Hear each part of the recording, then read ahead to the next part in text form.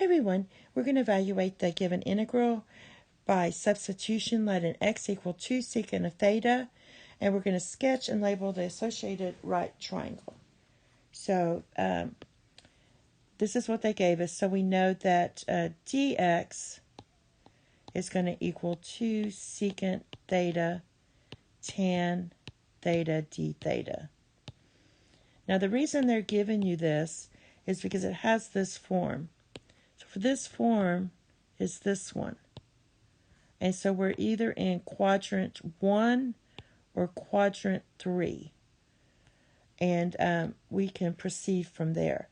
The first thing I want to do is look at this numerator part. We have x squared minus 4. So when you're squaring these,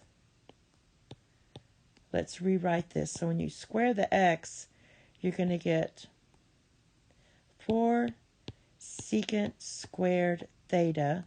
Then you have your minus 4.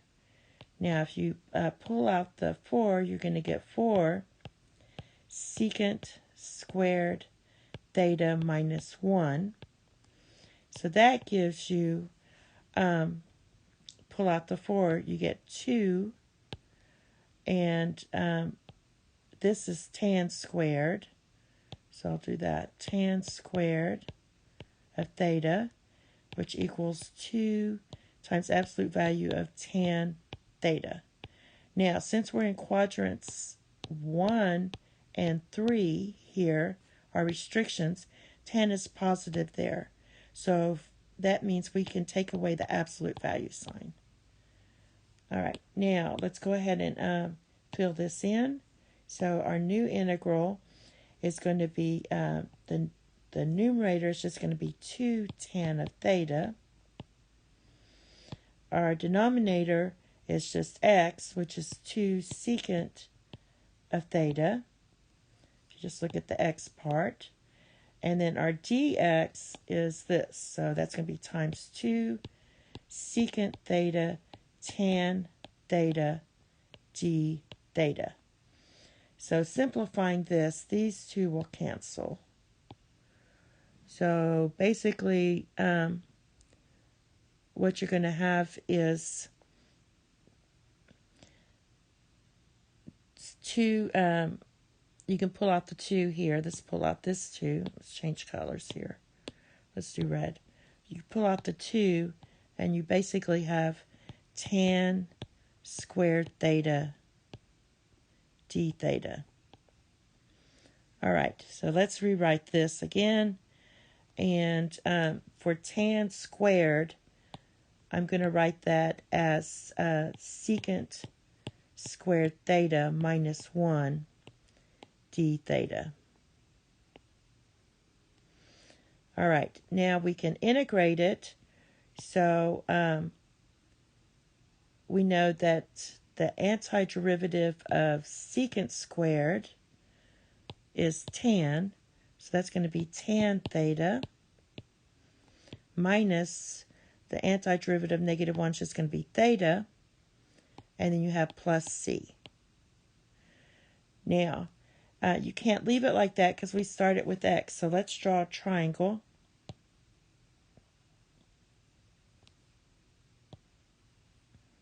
Here's your angle. And again, we let, we let x equal 2 secant of theta. So secant of theta equals x divided by 2. Now remember, secant is going to be r over adjacent. So our r is our radius, so that's going to be your x. Your adjacent to our angle here, theta, is 2. And so if you do the Pythagorean theorem, this is going to be your x squared minus 4. All right, you just set up the Pythagorean theorem to say that 2 squared plus unknown here, we'll call it y squared equals x squared. So basically you get y squared equals x squared minus 4, and then you square root both sides, and you get this piece. All right, so what we have is this. So we set up our triangle. So the way you're going to set that up is you're going to do 2 and tan of theta.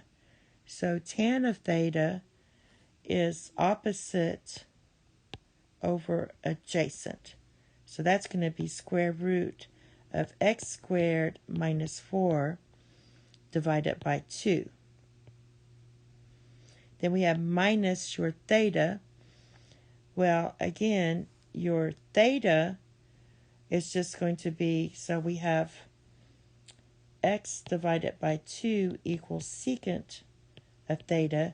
So to get your theta is just going to equal inverse secant of x divided by 2. So to substitute in for theta, you just write minus secant, inverse secant of x divided by 2, and then the plus c. If you want to distribute the 2, you'll get the 2's cancel, and you would have, and I'm going to write it up here, save some room. Sorry, it's getting messy.